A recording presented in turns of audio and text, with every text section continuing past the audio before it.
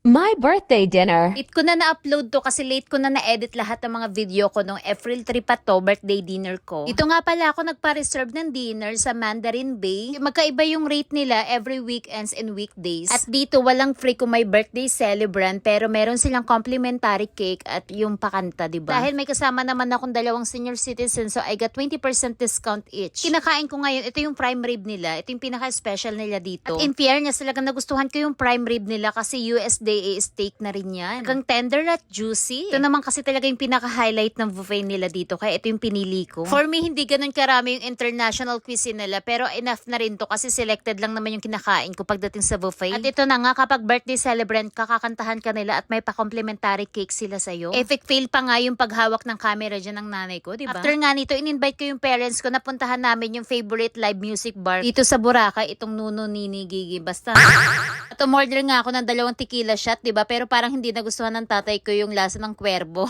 Ang bagets na lasa lang talaga yung mga tequila ngayon. Okay na daw siya sa Red Horse basta't may live band. So far, it was a happy last night here in Boracay.